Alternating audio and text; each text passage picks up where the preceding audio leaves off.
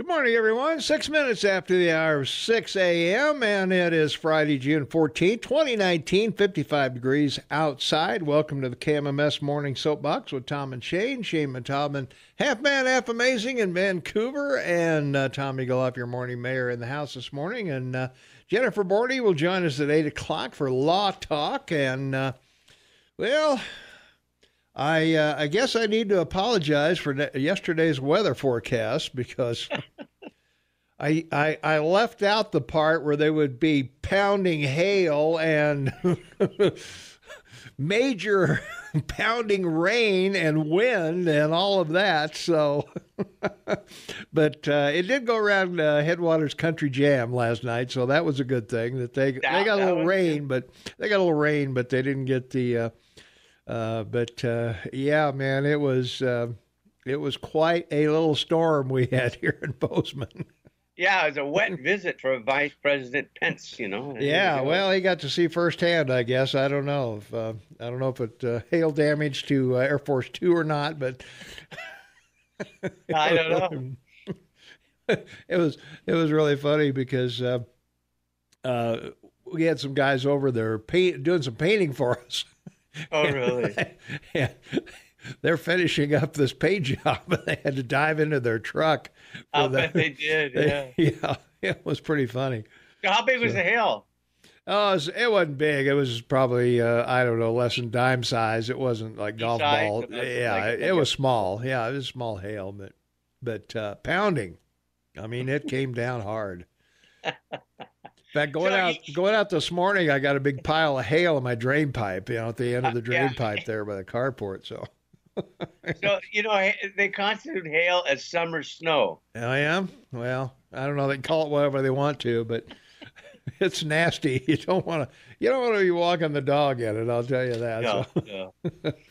Well, let me see if I can do better today. 74 will be a high, 48 the overnight low, partly cloudy, less than 10% chance of anything happening today, so don't hold me to it, though. But Saturday's going to be pretty nice, 74 degrees, 48 again, and partly cloudy. Pretty much Friday and Saturday are going to be twins.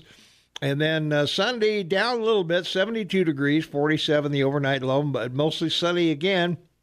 And then we do get some afternoon thunderstorms on Monday. 73 will be the high, 50 the overnight low. A little bit of hail or something predicted to accumulate, so be aware of that. That'll be late afternoon or PM thunderstorms, probably for your commute home. Tuesday, 74 degrees, 49 the overnight low, partly cloudy. Rain kind of moves out. And then on Wednesday, really nice. Not much chance at all of any rain or precip. 71 on Wednesday, 43 the overnight low, and mostly sunny. So we got a pretty good weekend ahead of us, I guess. Saturday and Sunday look pretty good. A little thunderstorms on Monday and whatever. Temperatures around the area right now. Livingston's 58 degrees, and Manhattan is 52, Three Forks 54, Gallatin Gateway is 54, Ennis is 51, Big Sky's 47, at the airport in Belgrade is 52, and we're right at 55 degrees here in Bozeman at 9 minutes after the hour of 6 a.m., and that will crank up your morning weather. Excellent. What a job. What a job. All right. Well, hey, on this date, 1775, the U.S. Army was founded, Shane. We finally got an Army. Wow, this is a great day in history. I'm excited about it. The modern U.S. Army has its root in the Continental Army, which was established by the Continental Congress on the 14th of June, 1775. After the end of the Revolutionary War, 1775 to 1783, the Congress of Confederation created the U.S. Army on the 3rd of June, 1784. Great statistics. It's the size, 476,000 regular Army, 343,000 Army National Guard, 199,000 Army Reserve, for a total of 1,018,000 total number. 330,000 civilians, which mostly work at the Pentagon. And this number I love, 4,406 manned aircraft. But it's one of 7 uniformed services in the United States. So you should know all of them. Three of them are in the, four are in the Army. The Army Reserve, and the Army National Guard. Sorry, three. And you have the Air Force, the Marines, the Navy, and the Coast Guard. And that makes up your military in the United States. Mm-hmm. Yahoo! Hoo-yah. Yeah. That's what it is. Well, we got the new Space Corps, too, Well, that'll make 8. Yeah, so there you are, yeah. Well, just 2 years later, the Continental Congress in Philadelphia adopted the Stars and Stripes as the national flag. Of course, there's always been contention as to who made the first American flag. That's true, yeah. But, it's really remarkable because the flags had such a relative importance, in the day because of shipping. And, of course, the most famous nicknames for your flag are Stars and Stripes, Old Glory, and the Star-Spangled Banner. There you go. National Flag Day, adopted December 3rd, 1775. The Grand Union Flag was its original name. So June 14th, 1777, of course, was the first 13-star version. And as we all know, in the upper left-hand corner represents all the states. Yep. And the red and white bars represent the original colonies. There you are. 4 rows of 5 stars, 6 rows of 5 stars makes 50. All right. Let's see. In 1811, Harriet Beecher Stowe, author of Uncle Tom's Cabin, was born in Litchfield, Connecticut. And, of course, Uncle Tom's Cabin's been thrown out of every school, every library, everywhere in the world, of course, because, it's racist. Come on, it's a racist deal. Wow. It's one of these things that's such an amazing caricature of the United States. Tocqueville, a Frenchman, came to the U.S. in the early 1800s and traveled the 13 colonies and wrote a book about America describing what it would and could become, and it did. Interestingly enough, she died July 1st, 1896, so she lived through the Civil War. But the depiction of Uncle Tom's Cabin was the harsh conditions in slavery. I mean, she was a famous abolitionist. Why they think it's a terrible book is beyond me. I can only assume it is because, of course, slavery was in the South. The Democratic Party is of slavery. They don't want people to read about it. Yeah. Well, that Tom Sawyer, Huckleberry Finn, all kind of kicked out of libraries for depicting those times in America. Of course, we don't want to look at our warts. No, the Democratic Party doesn't want to look at it being the party of slavery. So they talk about your president putting children in cages, which didn't happen really. It was Obama. He stopped that when he found out about it. But anyway. Well, in 1846, on this date, a group of U.S. settlers in Sonoma proclaimed the Republic of California. Yeah, I mean, it's a fascinating story. But most people don't realize that California, like Texas, became a republic before a state. Didn't last very long, June 14th, July 9th, 1846. Yeah. And remember the famous 1849 gold discovery. That's why they named the football team the 49ers. Right, yeah. Who created a huge influx of people from Eastern America to take ships to California. Yep. And this is one of those big pieces of this. This is part of that 55% of Mexico that the U.S. has ended up with. Right. So I get a kick because, no offense, but, during the commensurate celebration of the 75th anniversary of World War II, both sides were saying, the United States has never gone to war and acquired property. Not quite true. Not quite so. Not really, yeah. Mexican-American, they did pretty good with the Mexican-American War and I was going to say, I think we should have taken half of Canada at the same time, but I don't know. Anyway. Yeah, I should have. I mean, it probably would have been great. Yeah. Well, in 1922, on this date, Warren G. Harding became the first president on radio as Baltimore station WEAR broadcast his speech dedicating the Francis Scott Key Memorial at Fort McHenry. That's right. And, it's interesting because this is one of those presidents that died in office. He took office November 6, 1865. And he died in 1923, He became president March 4th, 1921 to August 2nd, 1923. And he was preceded by Woodrow Wilson and succeeded by Calvin Coolidge, who ended up being pretty good president. Yeah. Calvin. Yeah. All right, let's take a phone call. 522-TALK is the number, 522-8255. Caller, you are on the Morning Soapbox with Tom and Shane. What's up? That's me? Yeah. Hi, me. Anyway, yesterday you guys was talking, I told you about my nephew dying of overdose of drugs. Right, yeah. Just think of the oxymoron. I'm blaming you guys because I was just laying back down to take a nap. I'm working my dogs. They were spayed yesterday. Oh, okay. So we are spending millions of dollars, taxpayer money, to kill these little babies at birth, even before and after now.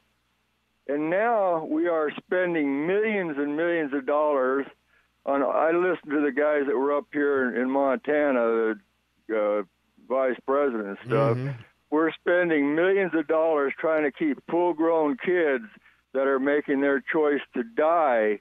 At least they're living and they want to die by taking their mess, and we're spending money trying to save them. What?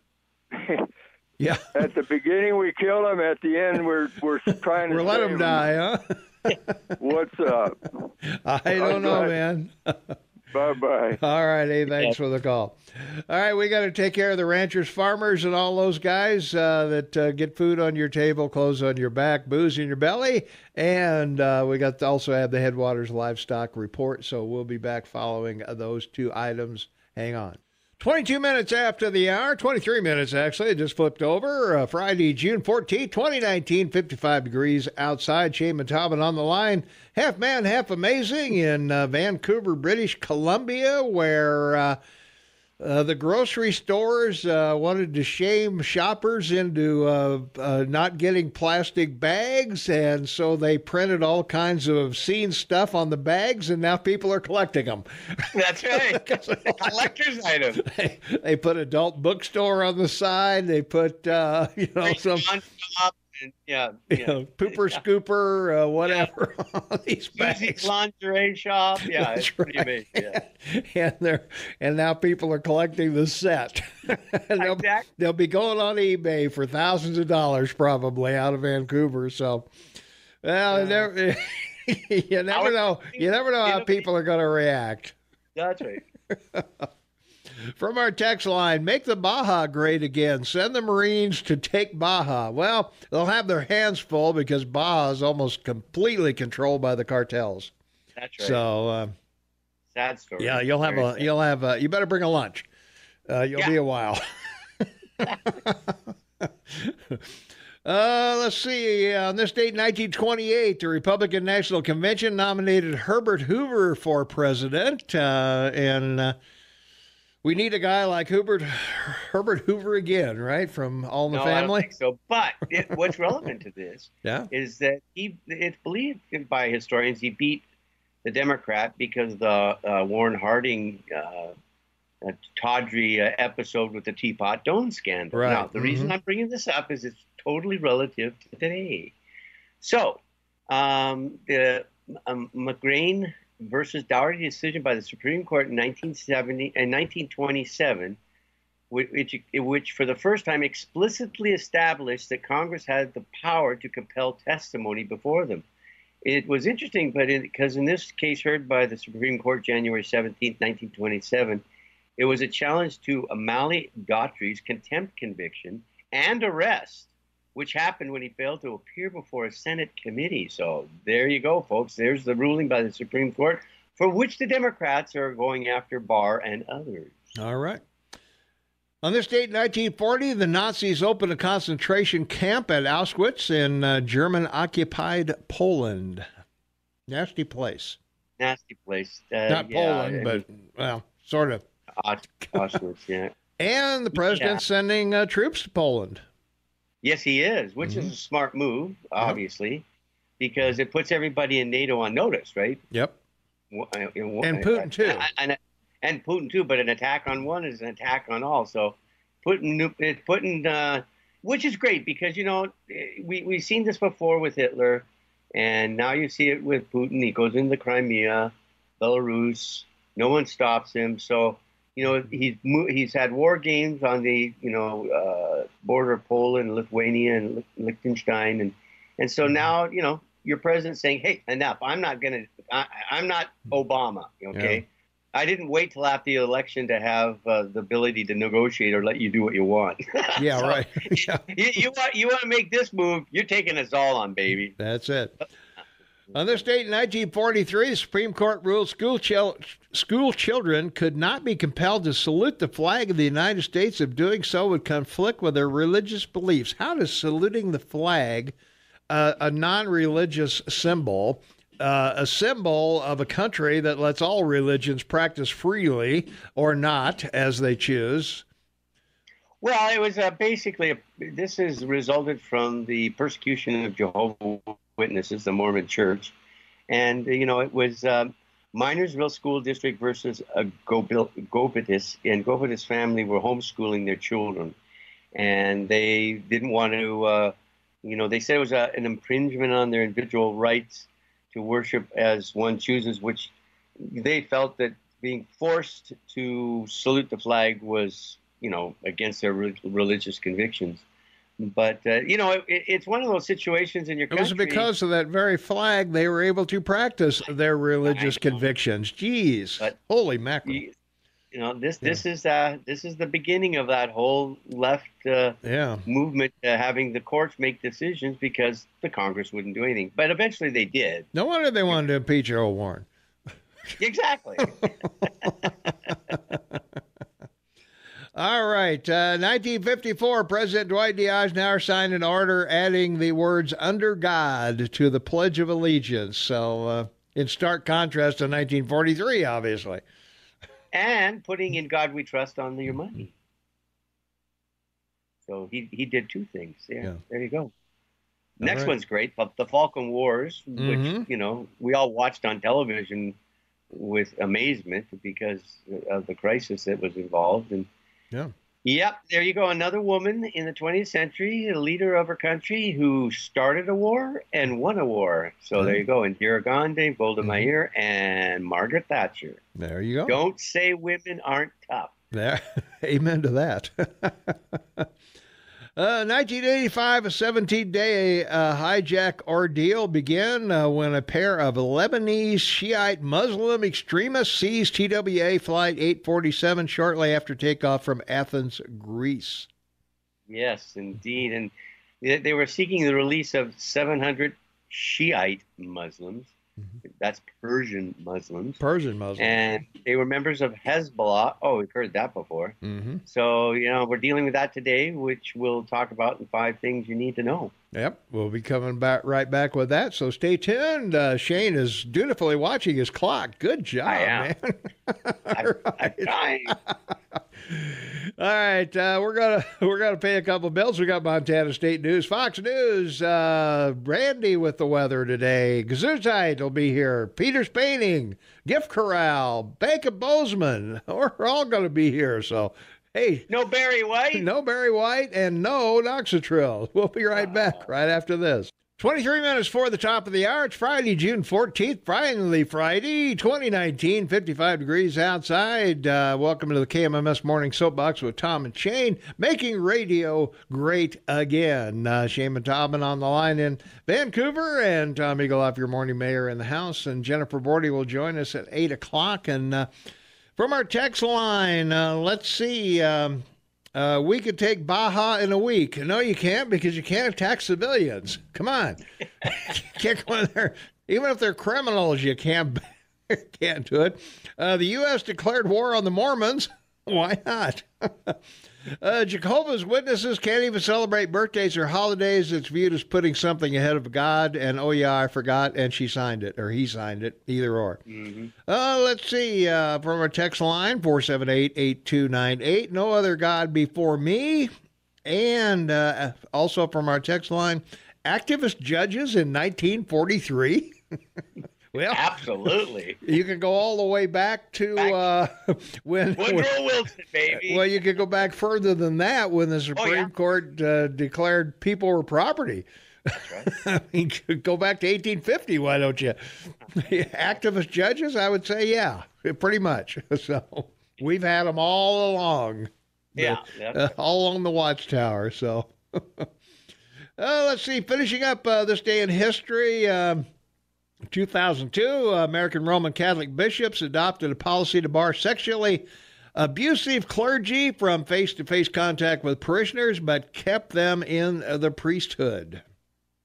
Well, the danger there is that, ever since that, they've been trying to come up with some resolution of this. And with all the meetings and everything that's happened, they still haven't resolved this issue. It's very, very sad because it's hurting the church tremendously. Mm-hmm. There aren't enough priests. There are not enough priests. The only place that they're developing priests is in South America and in the Philippines, and they're having to move them to the United States to fill the vacancies. Yeah, it's very tough. Yeah.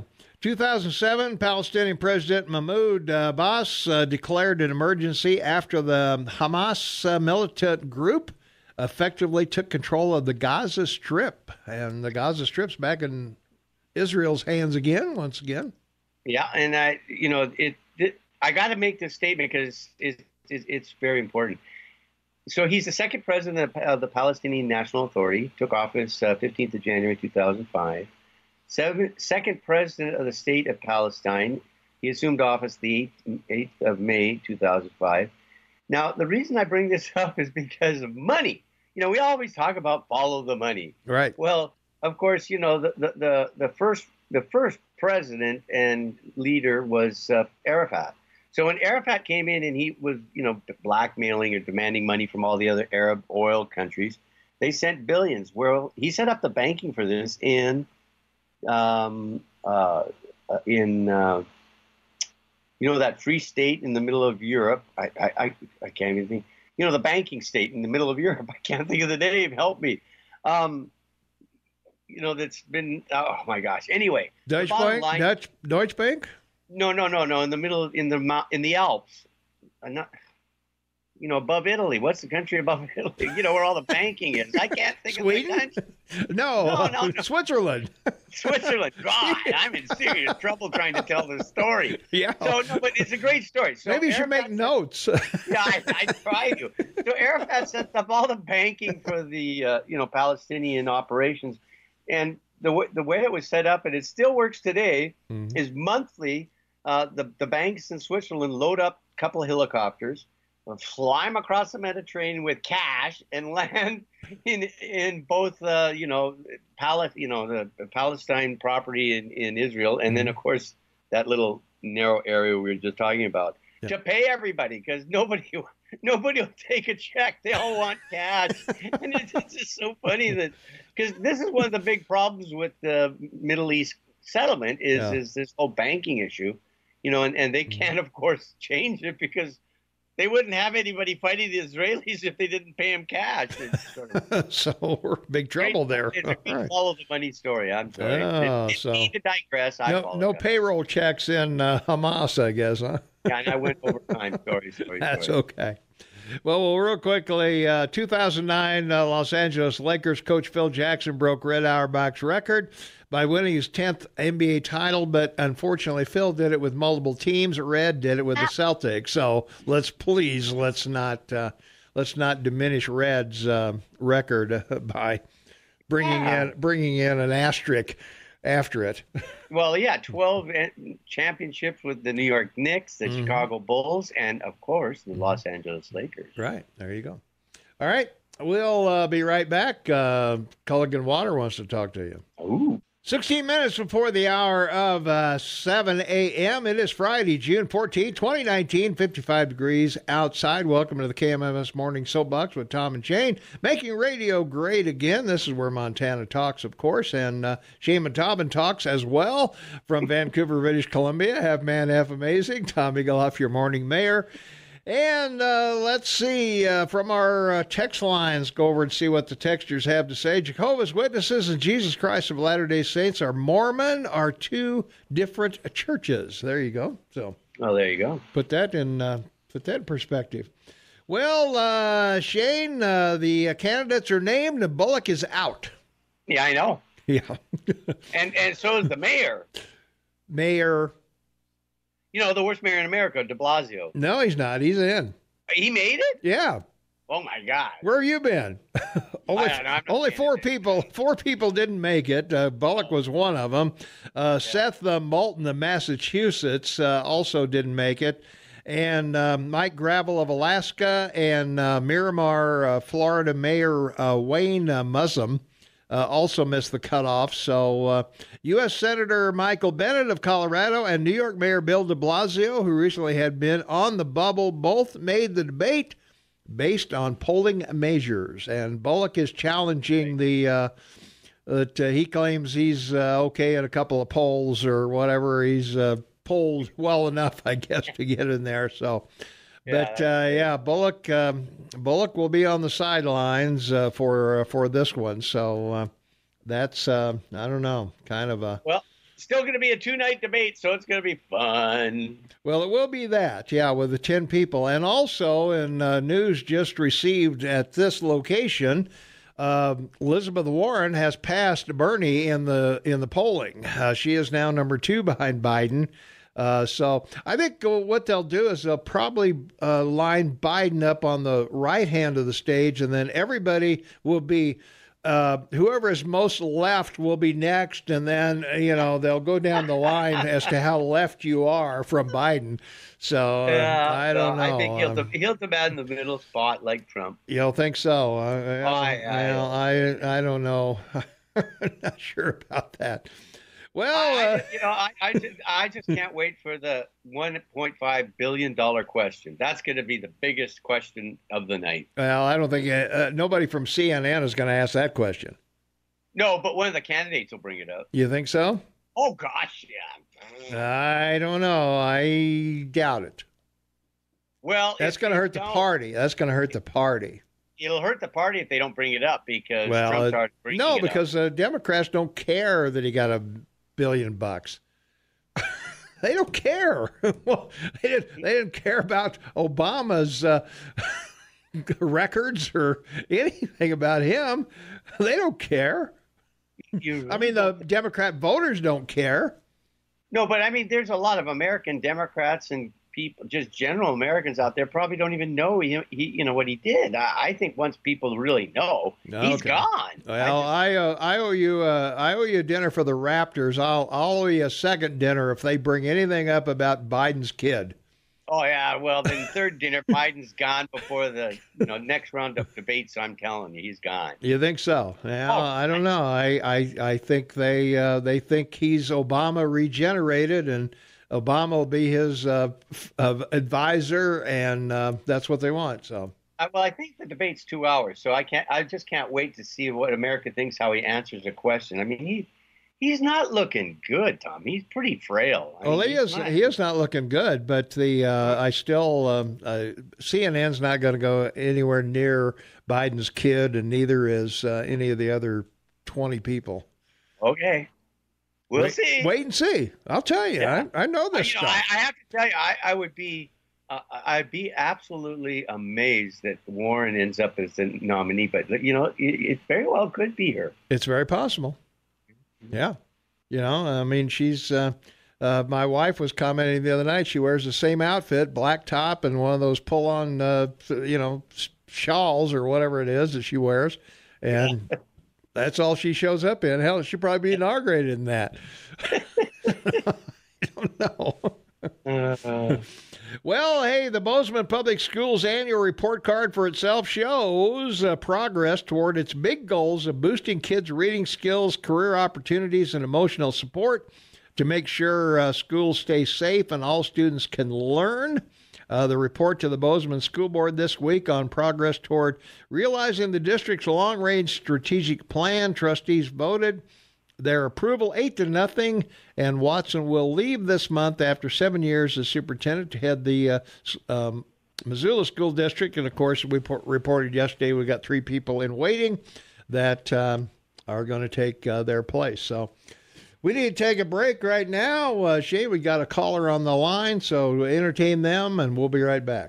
All right, 8 minutes before the top of the hour. It is Friday, June 14th, 2019, 55 degrees outside. Welcome to the KMMS Morning Soapbox. And the caller leave, Shane? Oh, okay. Still there? All right. All right, let's go to the phones. 522-TALK is the number. You were pointing like the caller was gone. I'm sorry. No, I'm sorry. I was just... Yeah, so, okay. Now, anyway, we'll get our signal straight. Let's go to the phones. 522-TALK is the number. 522-8255. Caller, you are on the air. What's happening? Okay. Well, guess I left. So, all right. Anyway, he was commenting about, how left the Democrats are, and we were laughing about most people, 80% of Americans are right-handed, and, the last two presidents of the United States were both left-handed, Clinton and Obama. That's true, yeah. And Bush Sr. was left-handed. That's right. As the saying goes, hand and fist, right? Yeah, there you go. Michelle Obama will be the Dems nominee. Well, I don't know about that, but we'll see. I think they thought about it for 5 minutes. Yeah, right.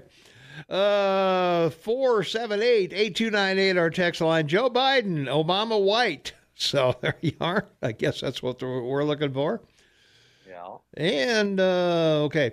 Let's see, going back to local news, the new Law and Justice Center put in a security checkpoint chain, and they're turning up knives and guns on people coming into the Law and Justice Center. In the first 4 months of operation, the Law and Justice Center checkpoint has issued 5 tickets and stopped people with knives, guns, and a taser from entering the building. The Gallatin County Sheriff's Office began screening people in February to increase safety inside the building, and the checkpoint officer has said security turned away 5 people with guns in his first week. However, it hasn't seen a gun since, even with 6 signs outside the building's doors. Five people have been cited since the checkpoint is open for trying to stash knives in trees and bushes or rocks outside after they were told to take them back and put them in their car. Exactly. So, it's like the Old West when the sheriff would take everyone's guns when they came into town, right? Oh, man. It's like everyone's stashing them because they can't go in with them. That's funny. I know. That's pretty, that's pretty funny. But well, Chris Mell, who's going to be the new mayor, Mayor Chris Mell, I guess, or he's deputy mayor. He will be the new mayor when we get around to it. What he's looking for is a younger perspective in government. The average age of Bozeman residents is 27. I didn't realize that. We're 27. We're going to have to step up our act here. Yeah, they may take over and make you a sanctuary city. Well, and about 17,000 students attend Montana State University. That's probably why our average age is 27, because they're all out at the college. But anyway, council members are going to examine issues that will affect the next generation, like the rising cost of living. And they've identified about 25 young adults who represent a wide variety of industries, from First Interstate Bank to Dry Hills Distillery. And anyway, they are going to try to get some input on what the younger people need or want or, whatever. So let's see, from our text line. Well, I guess that wasn't from our text line. Sorry about that. Never mind. Well, got a message, but it was an email instead. So never mind. All right, let's see. Also, the Science Foundation awards the state $20 million for water research. The cruise project will focus on 3 study sites: the Upper Clark River, the Judith River watershed, and Powder River Basin, I should say. Research will explore how nutrients and contaminants affect water quality from rivers and soils to the local communities that rely on clean water. So they'll have $20 million to do that. And the project titled the Consortium for Research on Environmental Water Systems, or CREWS. They got I wonder how long it took them to think that up. Oh, let's Well, gotta call it something. This has to do with your president's policy about fresh water in the U.S. after what happened in Michigan and the failure of the Obama administration and the EPA. To not only clean up that issue. I can't remember the town in Michigan. Detroit. Remember? No, not Detroit. It was Flint, Michigan.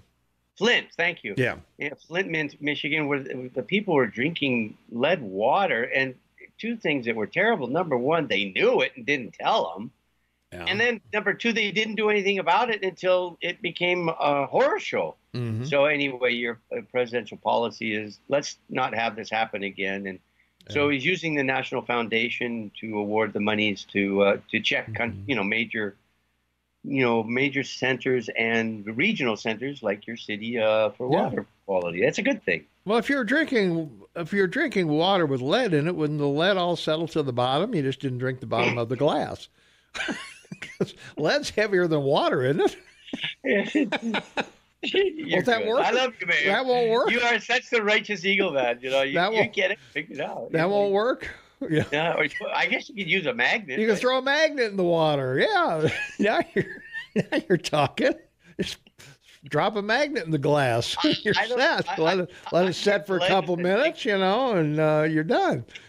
Lead a negative mineral. I don't think it has any magnetism, does it? I don't know. Well, call it and tell us. Isn't iron and lead magnetic? As far as I know, it is. I don't know. I don't know what's going on there. So anyway.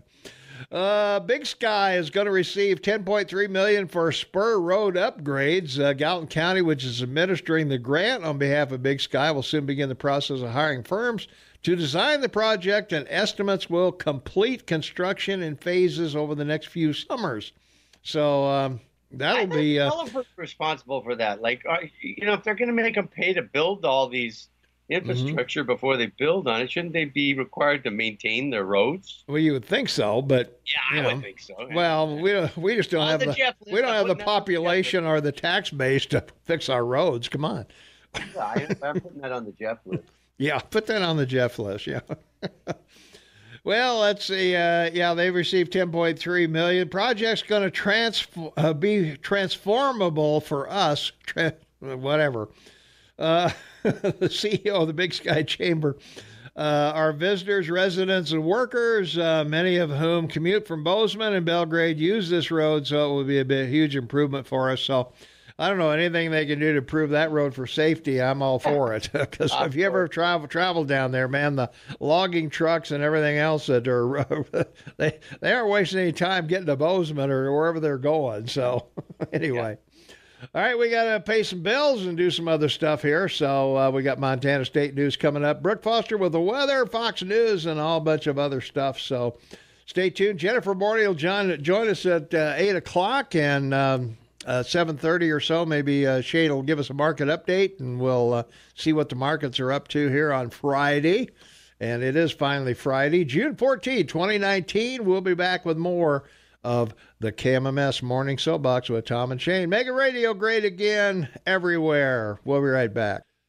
6 minutes after the hour of 7 a.m. It's Friday, June 14, 2019, 58 degrees outside, and we're having a high old time today making radio great again on the KMMS Morning Soapbox with Tom and Shane. Shane Tobin is on the line with me, and Tom Eagleoff, your morning mayor, and we had a caller off the line asking about Biden's age. He's 76 at the moment, so he will be oldest president to ever take office. Yep, and he'll be 77 if he wins and is inaugurated. He'll be 77 that year, and that'll make him 81 at the end of his first 4 years. Of let's see, he'll have a walker. He'll have a I don't know what. No, I have one of those cards. He'll drive around one of those stand-up cards. One of those stand-up cards. Yeah, I see those on TV. Yeah, exactly. Okay. Well, and as we just mentioned, Sanders, or not Sanders, Elizabeth Warren has moved into second place behind him, edging Bernie out. Bernie kind of shot himself in the foot talking about being a democratic socialist the other day. And all the things that he wants to do. So, but Anyway, continuing on with a couple other local news. Congratulations. Tentative deal is struck for the parade route in Livingston, Shane. Yahoo! Livingston City Commissioners, chief staff, and representatives of the Livingston Area Chamber of Commerce struck a deal Wednesday afternoon. The city officials agreed to allow the Roundup Parade to use Park Street pending Chief of Police Dale Johnson's approval.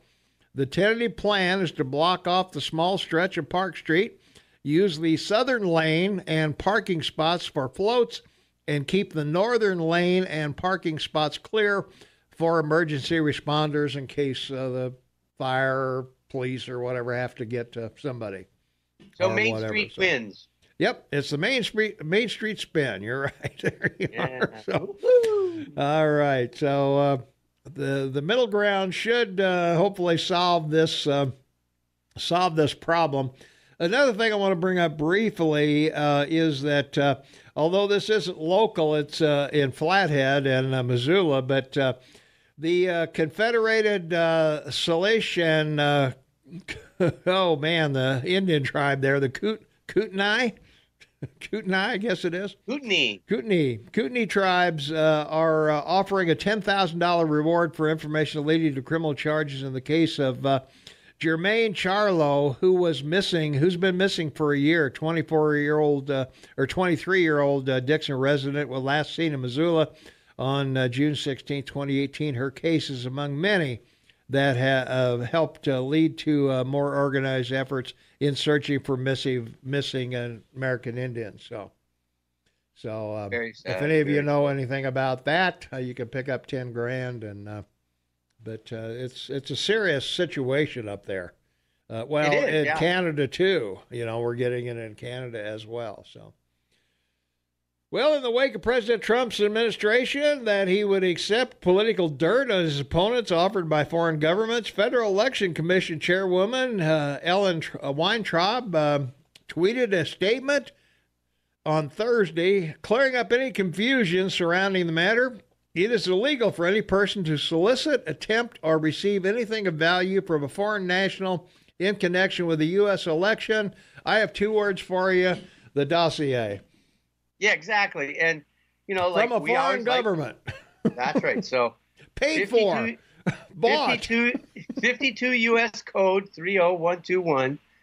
It says, the prohibition is it shall be unlawful for a foreign national directly or indirectly to make a contribution or donation to a committee or political party, an expenditure, independent expenditure or disbursement for an electioneering communication. So that's what the dossier is.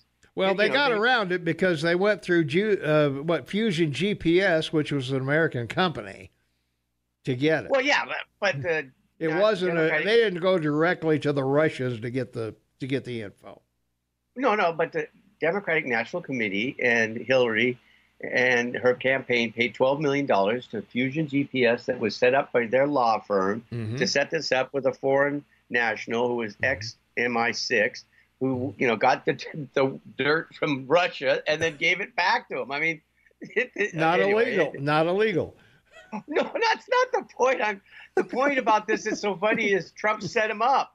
Because if this isn't illegal, what they did, how could what he say is some kind of problem that makes him a traitor? I mean, like, this crazy gate, baby. Well, what can I tell you? Huh? Let's take a phone call. 522-TALK is the number, 522-8255. Caller, you're on the Morning Soapbox with Tom and Shane. What's up? Hey, good morning, Eagle Man. Hey, good morning. Good morning. Hey, good morning, Shane. Hey, Shane. Yes, sir. How about them Raptors? All right. I don't know what kind of noise a raptor makes, but it's clucking somewhere. Hey, Tom, you think not having Durant really affected their play? Oh, of course not. No, not at all. And the other guy tearing his Achilles, no, or not, or his ACL, no. That no problem. I think you always got that to fall back. I was gonna say that's a tainted. I'm gonna go ahead and honor my dinner with Shane, but no dessert. Well, you got to draw the line somewhere. I got to draw the line because that was a tainted championship. With ice cream. That was a tainted. Don't go cheap, Tom. Remember, I told you. Yeah. If you go cheap on Shane, I'll have to step in and buy him dinner myself. Oh man, I don't know. I don't know, but it's about the injury. Golden State's now moving to Oakland next year. I thought. Did you guys misspeak this morning though? Because I believe you said that both Clinton and Obama were left-handed. Yeah. No, I'm sorry. Didn't you mean underhanded? Well,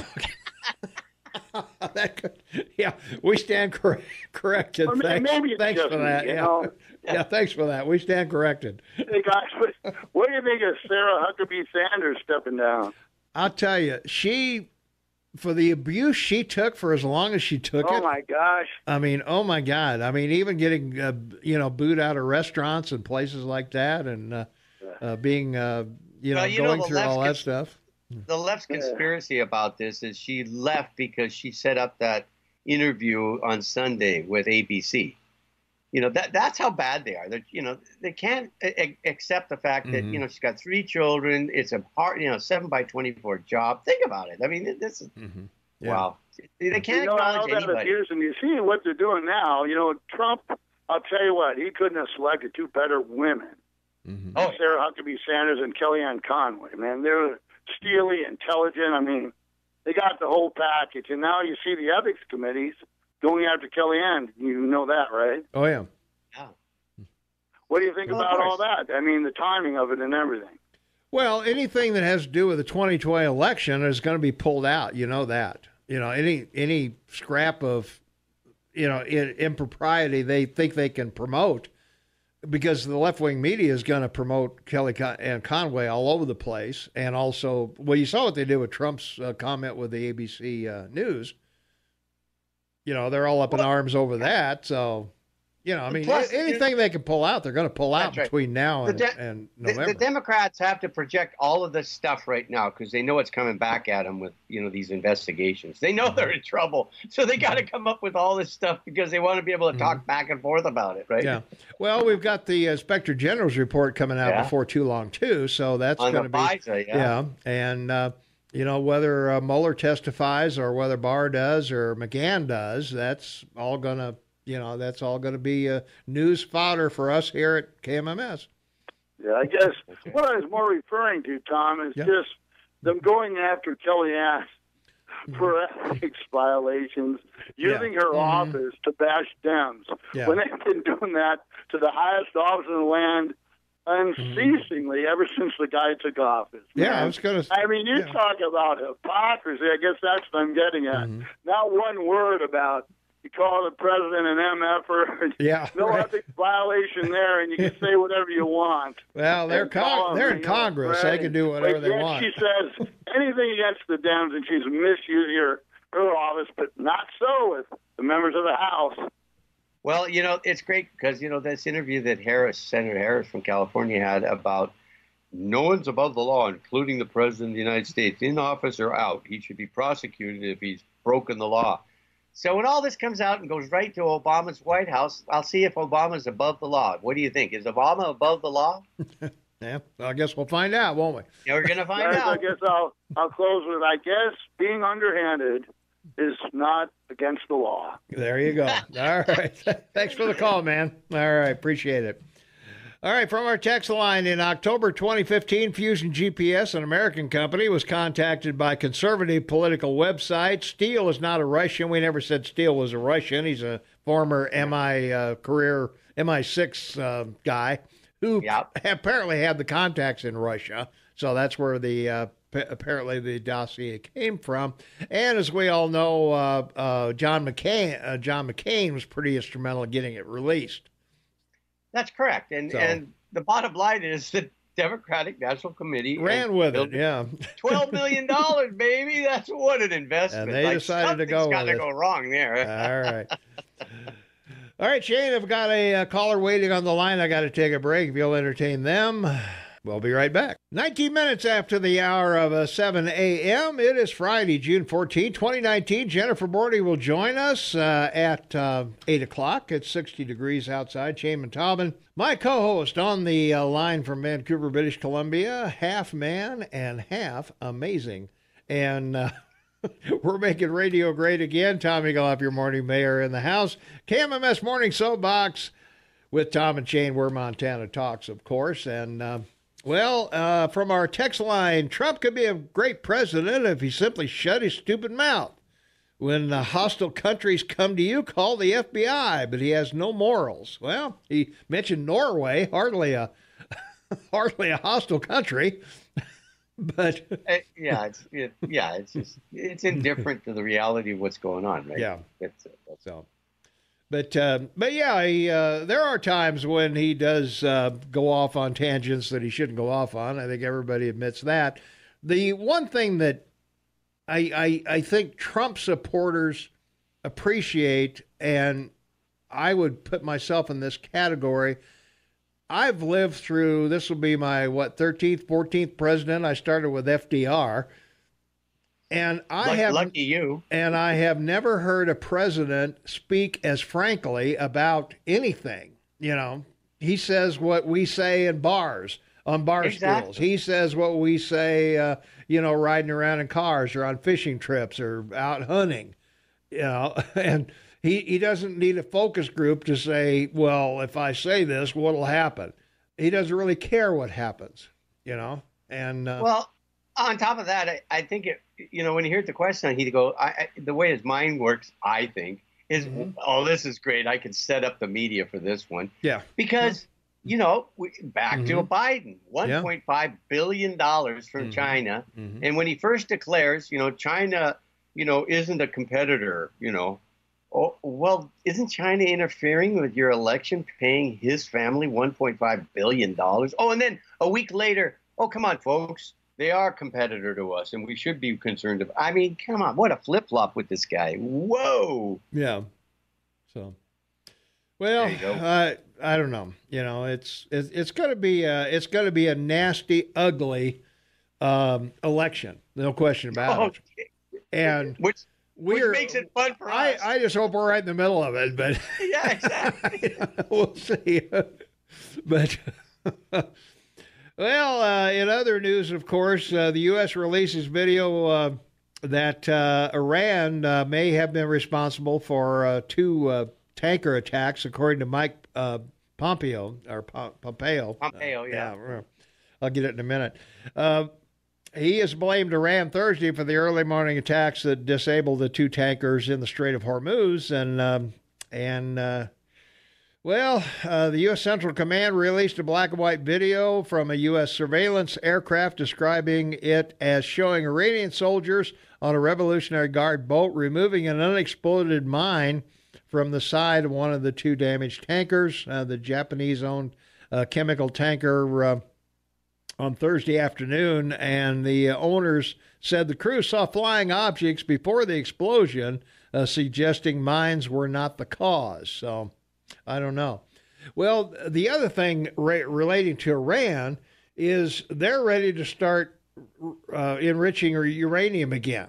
They don't care about the deal because America's not in it. And which we talked about 3 weeks ago. Every executive in Europe is wiping his brow, going, "Thank you, Iran." Yeah, right.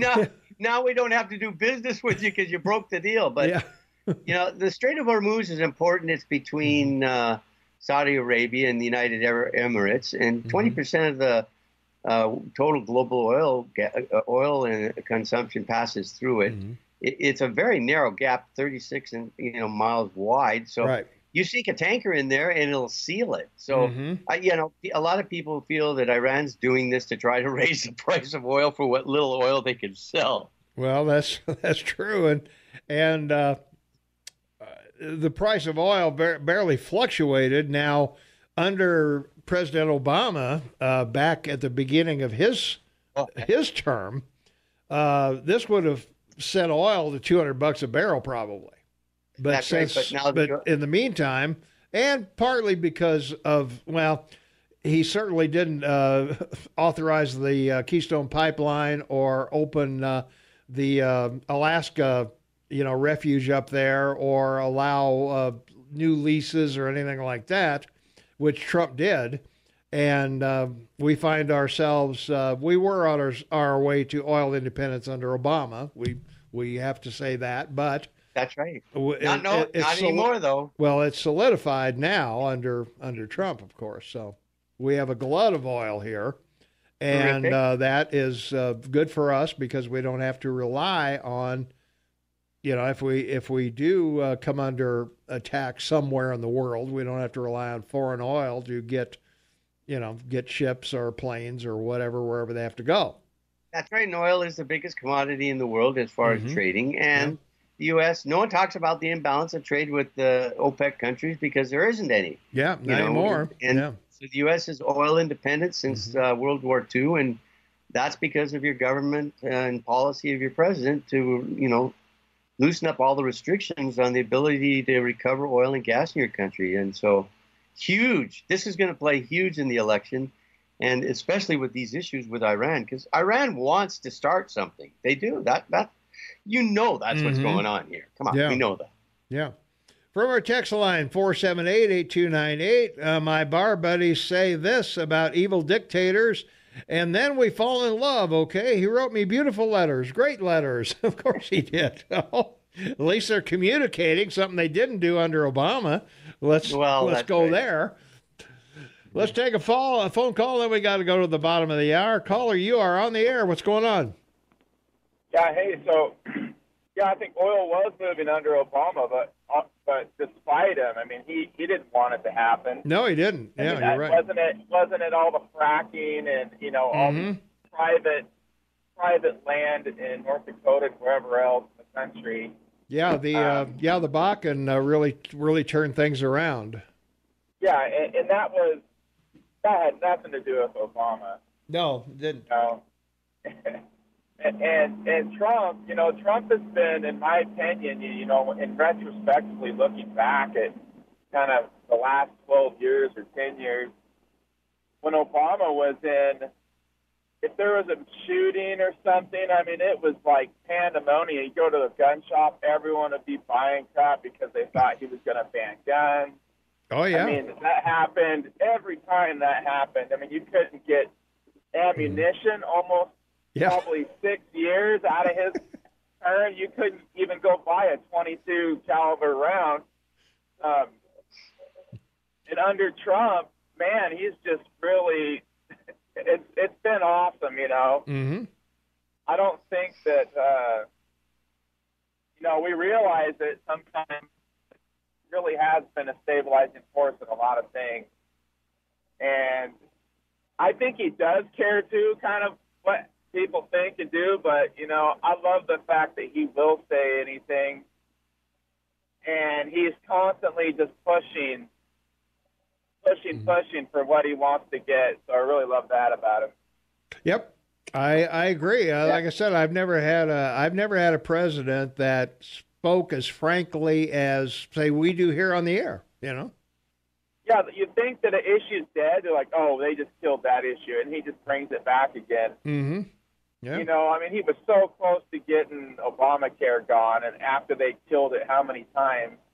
Yeah. And he just kept renegotiating. Unfortunately, that didn't happen, but, man, he tried hard. Mm-hmm. Well, he got an opioid bill passed and, some other things that were helpful, still trying to negotiate drug prices and things like that. But, that's, you're only as good as your Congress. And if the Republicans would stand behind him, if they would have stood behind him in the first term, we probably wouldn't have a Democratic House today. True. All right, guys, thanks. All righty, thanks for the call. All right, let's take one more call real quick. Caller, you on the air? What's going on? Good morning, guys. Hey, what do you think it would look like if President Trump, or any president for that matter, started calling the FBI and telling them, hey, somebody called me and gave me some dirt on you? So now he'd be using the FBI to investigate a candidate. A president could make stuff up, basically, and say, hey, somebody just called me and said they got something on Joe Biden. So now, when he goes to the FBI, he can be accused of using the law enforcement now to target. That's right, weaponizing it. Yeah, you're absolutely right. Good call. Well, and who was he going to call? Was he going to call Comey? Was he going to call Peter Strzok or Lisa Page or Rosenstein? Who was he going to call that was so trustworthy that? And the way this stuff, even your callers sometimes, the way they it was a texter. I gotta go. I'm sorry, I'm out of time. Hey, thanks for the call, though. All right, appreciate it. All right, we gotta go. We'll be right back. Where have all the good men gone, Shane? It's Friday, June 14, 2019. It is 23 minutes before the top of the hour. It is 60 degrees outside. Shane Madobin, half man, half amazing, on the line with me. And, well, from our text line's lighting up here with all kinds of stuff. So, let's see, from our text line, 478-8298. So your bar buddies like to be lied to and talk in small words. You need to find a better bar. Let's see. Republicans were butthurt by Trump, so how could they support him? Let's see. That skinny bill was nowhere close to repealing Obamacare. Why did Trump and the GOP give up? That was Paul Ryan, I believe, that gave up. It was not exactly Donald Trump. Paul Ryan was pretty much the ruler of the House at the time and would not let stuff come to the floor. And unless it comes to the floor and votes, and goes over to McConnell, and it ain't going to the president. So and he was a no-Trumper all the way, which is why he quit and walked out with 42 Republican congressmen. Yep, there you go. Let's see. What oil policy did Trump issue that a President Cruz, Rubio, Kasich, would not? None that I know of. All of them would have probably gone with the oil thing had they been elected president. But Obama certainly would not. Any oil policy that Obama didn't want any of it. Trump, take the guns first, go through due process second, ban bump stocks, more gun control than Obama. Hardly. Congress, I believe, was the bump stock deal, and the president signed it because of the massacre in Las Vegas. Correct. So pretty simple logic there. So, but hey, thanks for playing. Keep them coming. Then I got 2 minutes for the 401k morning market update. The Dow opened up 92 down, Standard & Poor's 500 down 8, NASDAQ 100 down 48. The FTSE in Europe's down, and so is the DAX in Germany, the CAC in France. The FTSE in Italy is up marginally, and the IBEX in Spain down as well. But of course, Asia's still trying to hold in there with whatever's going to happen. Yeah, I know. But they're all down. Shanghai, the Nike, the CSI Hong Kong is down because of the rioting there. Commodities, of course, are indifferent to all of this. Oil is 52.17 in your country, down marginally 11 cents. Brent in Europe is 61.35, up 16 cents, probably because of what's going on in the Strait of Hormuz. Natural gas is $2.35, up marginally at 2 cents. Gasoline across the country, average price $1.72, $8.12 U.S. a gallon here in Canada. Gold is up $7.60 to $13.51. Silver is flirting with $15 at $14.97. Soybeans $8.94, up 5. Wheat $5.37, up $1.75. And milk is at $16.31, down marginally.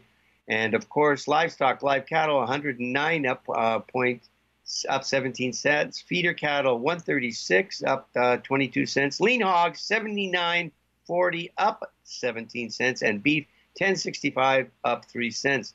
Copper is down, not a good situation for that. And that new one that we keep mentioning, but I sometimes forget, lithium for batteries and IA cars is up $1.02. Baltic Dry, look at this, down $18, $1,000 a ton. Wow, looks like there's not a lot of shipping coming out of China. Government bonds are still fluctuating down, 206 on the 10-year bond at 2, and the 30-year bond is down to 258.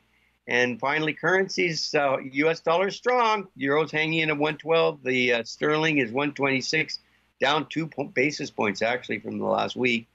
And of course, the Canadian dollar's at 133, almost 134. China's still hanging in there at 6.935. And of course, our new one we're watching, Mexico, could be a failed state, 1915 to $1 US. All right. We got a caller waiting on the line, Shane, so we got to take a break. So chat with them, and I'll be right back. Welcome back. It is 16 minutes for the top of the hour. Shane Matobin has a suspect on the line, rubber hosing, and let's go to the phones. 522-TALK is the number. Caller, you on the air. What's going on? This is the dummy this morning. The dummy, all right. Yeah, Colonel Clink. Yeah. Well, I got something to say here this morning that most people, I think, are interested in. Like Shane and I were talking, we need a Proposition 13 here in the Gallatin Valley. That would certainly help. I'll tell you something. People like myself, we don't have to worry too much about where we're going to eat next or what we're going to eat, but there's a lot of people out there, and I'm really one of them, too. When you're paying $300 and $400 a month in just taxes to your county, there's something wrong here. Mm-hmm. And I'm saying that the people of the Gallatin Valley, somebody ought to gather the people together here, and we ought to have one hell of a big protest, because we can't keep doing what we're doing. The reason they're going to want a new law and justice center. We got a new high school. We've had bond issues. We've had mill levies. It's out of hand, I think. That's my personal thinking, and I think that we should gather together. I don't know where the hell at. The farmers, everybody, you take social media. Social media would be a good place to start. Mm-hmm. Yeah, I agree with you, Shane. Mm-hmm. But we've got to do something here. We cannot keep taking the gap that the county's putting on, and the county's getting it because of the growth. So it's like I've said about anything. You've got to have management in anything in order to keep it on an even keel. And I don't think we got good management. I think they got the I wants instead of the I needs, as my dad used to say. Well, you got an election coming up. That kind of makes me mad, too, because now here in Gallatin County and around here in Montana, we kind of control it somewhat. But we have this damn dark money, being that you mentioned that, Tom. We have the dark money. We have other kinds of ways of getting around it. And when you go to a vote for somebody, then the dark money people come in and they'll generally outdo you, and in a way they outvote you through the money. And that's not right. It's just not right way they treat us. And I tell you, and the county commissioners, there's one of them there that I really like, and that's Don. But the others I don't know about. Yeah, I do know, but I ain't going to say anything. Mm-hmm. But the thing is, we're growing, and the farmer here. I'll give you for instance. I got a friend of mine, and his name is Al Lean, and he's got a nice farm there on the Huffine Lane. He's got all them John Deere tractors and stuff there, and his family's been here forever. So what's happening to him? He is being forced, eventually he'll be forced to sell that farm to a developer. And why? Because of the people and the money. Now, if that's right, I'll kiss you know what. That's not right that happens to people. And the taxes, see, there's different classifications on land, and when you're in the ranching and farming community, on pasture, dry land, there's all different types of taxes on them. And we've got to come together some way to put an end to this crap. It cannot continue. Take myself, okay, I have a little bit of property here. It's going to continue to where I'll be forced to sell my property to some developer. I've already been offered it, and then have to leave my own home that I've worked all my life for. You see, I've worked all my life to gather something together for my retirement, and guess what? People from other states that come here are taking that away from not only me and other people. They're doing it through taxation rules and regulations. Now, if that's fair, I'll kiss you. You know what? All right. That's what I got to say today. And people, we got to do. And like Shane says, we need social media and Proposition 13. We need something to stop this, or we'll all be in big trouble. Yep, I agree with you. I think it's getting out of hand, and the callers all week long have been receiving their property tax bills, and they're in sticker shock, and I don't blame them. Well, the state of Montana. Yep. Let's talk about it. Coal strip. How much taxes did 1 and 2 put into the coal tax trust fund? Nobody thinks about that. Mm-hmm. Yeah. It's called management, Tom. Mm-hmm. You're right. And if we don't manage the state, and if we don't manage the state is how many $billion in debt? Yeah. And we shouldn't be. We're the treasury state. Okay, why are we in debt? Think about all this. It's because we have nobody that's had any management skills to know what the hell to do with the money that we do receive. There you go. Hey, thanks for the call, Clint. You betcha. Appreciate it. Okay, bye. We got a caller waiting, Shane, so I got to take a break here, but we'll be right back in about a minute and a half. 8 minutes for the top of the hour. It is Friday, June 14th, 61 degrees outside. Shane Tobin on the line with me, and we've got a caller waiting, Shane, so let's go to the phones. 522-TALK is the number. Caller, you are on the Morning Soapbox with Tom and Shane. What's up? This is Clint's nemesis, Aaron. All right, Aaron, how you doing? I'm doing good. I don't know what the hell Clint's whining about. He's the one wanting to put that Kathleen Williams in there. Well, she's just going to do more of the same. I mean, come on, Clint. You can't. This is all this stuff that's going on in this state right now is all because of the Democrats. In this area, there's not one thing that is. And I'll tell you what, the farmers and the ranchers, who did they have in there? They're a bunch of communists, just like the San Francisco people that are running Bozeman right now. They got their hand out for that farm bill, and and everybody that owns a house here subsidizes their ranch taxes. So and you want me to cry over the plight of the farmer and the rancher in the Gallatin Valley? Ask them if you can go shoot an elk on their property. Ask them if you can go shoot a deer on their property. This is after they have their hand out in between you and your employer, taking your money for their CRP payment. So you get less of a paycheck. They won't let you shoot a deer. So you can't keep voting Democrat. You can't and whine about what's going on here. It's all the Democrats. Montana was a nice state when everybody was conservative and we all got along. And Clint, if you don't like what's going on, you should have been at the border when the Californians started coming. You should have taken pop shots at them. If you'd have shot a few of them, they'd have turned around. This is your fault, Clint, and I'm holding you personally responsible, and I'll see you down at Four Corners. Actually, I won't. I'm going to Belgrade, but maybe one of these days. You have a good day, Clint. Bye-bye, guys. All right, thanks a lot. 522-TALK is the number, 522-8255. Caller, you are on the Morning Soapbox with Tom and Shane. What's up? Hey, guys, it's Mayor. Hey, Mayor, how you doing? Good. So I just want to report, I went to the Montana Revenue office here in Bozeman to protest my taxes, and it's a waste of time. I sat down with a couple of guys, and after about 5 minutes of hee-hawing around, I looked at him and I said, I don't have time for you to, pussyfoot around this. I said, I'm not going to get anything done here, am I? And they're like, well, probably not. The only way a protest is going to work is if the information that the county has on your home is incorrect. Say they've got the square footage wrong or the acreage wrong, or you did a remodel and you didn't tell them. Don't tell them because your taxes will go up. Right. And so what they did is they have it's almost like a real estate comp, when you're trying to sell your home, and they, compare it to other homes that it's sold. Sure. It's the same thing. They had a comparison of my home to other homes in the, I'm not sure what that beeping area. is, but we're getting some feedback from you, but go ahead.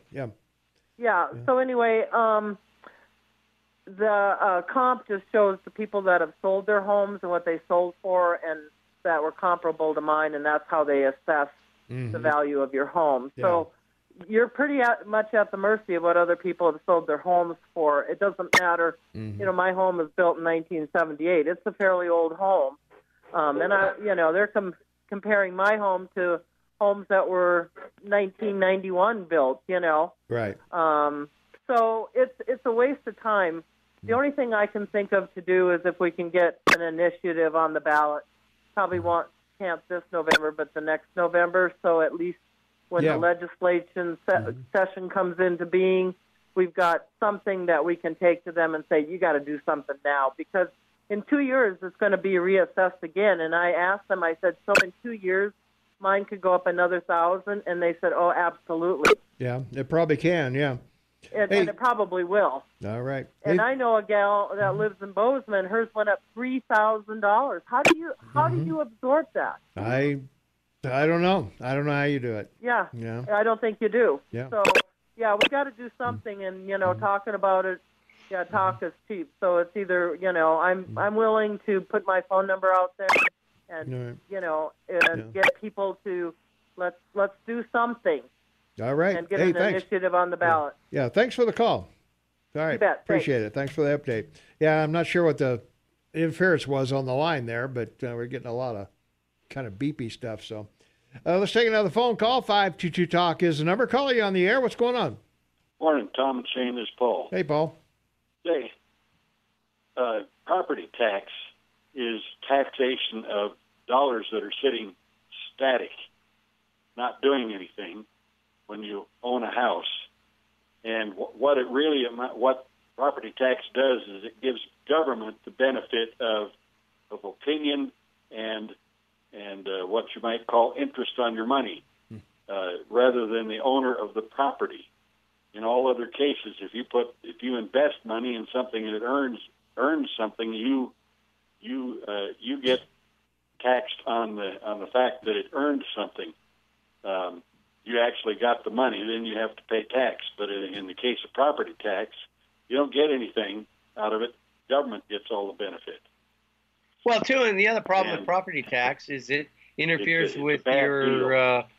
property tax needs to go am away. I still here, Tom? Yeah, you're here. I'm here. I hear you. Go ahead, Shane. Well, I don't need your phone. You can still talk without your phone being on. Shane? Okay. All right. Well, all right. I guess he doesn't realize that he can talk to us without the phone being there. So, I don't know. Anyway. All right. I was just going to say the problem with property taxes. You do realize you can still talk to us without the phone being on, right? I know, but I'm trying to do. I'm not a great multitasker. You're not a multitasker. You can't dial the phone and talk at the same time. And anyway, the terrible thing about property tax is the damage it does to the equity that you're trying to create in your property. That's what's really bad about property tax. It reduces the equity that you've created in your property. Right. Yeah. All right. Hey, I got to go. Hey, thanks a lot for the call, Paul. Appreciate it. You bet. All right. Let's see. From our text line, our tax went up 31%. The only thing to do is vote no on all city and county tax increases. Have to get serious with the no vote. Imagine the heads that would explode if Obama said Fox News is the enemy of the people. Well, he pretty much did. My property tax went up 52%. I'm on fixed income. Take the guns first. Due process later, said no conservative ever. Trojan horse, New York City liberal. Let's see. After 2 weeks, the political sound bites become obnoxious rather than informative. Healthcare is more important than a wall. Trump gave up on us. This I can tell you. Well, if 100,000 people coming across isn't important, I'm not sure what is. All right, welcome back, everyone. It's 6 minutes after the hour of 8 o'clock. It's Friday, June 14, 2019, 64 degrees outside. Shane Mataba, my co-host, and half man, half amazing on the line in Vancouver, British Columbia. Jennifer Bordy is in the house, and Well, we've been talking about property taxes during the. I heard that on my way into town during the break, and you got hit. Oh, with and on the air, right? And you got hit with a nice increase. $100,000. I wish. I would sell if my house was worth that. Yeah, I was gonna say that's your appraisal went up $100,000, not your tax. The assessment. Yeah, not right. not the tax. I think the tax itself. I already can't remember. I think it was about $1,000 though. Really? It went up about 1,000. Yeah. So well, that's what we're seeing, and people have been saying that, gee, you live here all your life, you kind of plan for retirement, but you don't foresee that you're going to have an extra grand go out of your retirement, and each year it's going to go up. So you plan accordingly, I guess, if you plan on staying in Montana or staying in Bozeman anyway, or in your house. Your house. Yeah. I have been working on my house. I know I haven't increased the value that much, and I love it. Yeah. And I was planning on staying there for a good long time, but now I'm not so sure.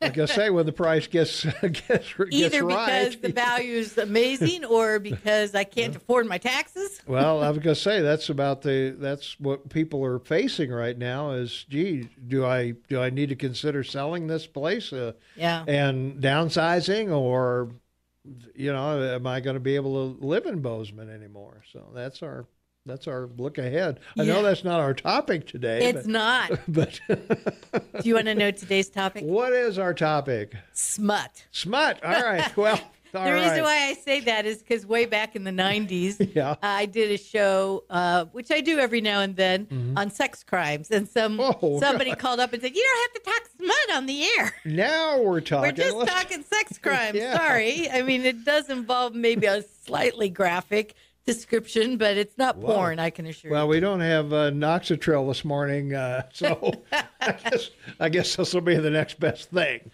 Well, the reason why I wanted to talk about this, actually I didn't know I wanted to, but I was intrigued when I was reading about how Alabama just passed a law. This is going to hurt you and Shane and all the men out there, but I've got to say it anyway. Okay. They just passed a law about chemical castration for all right.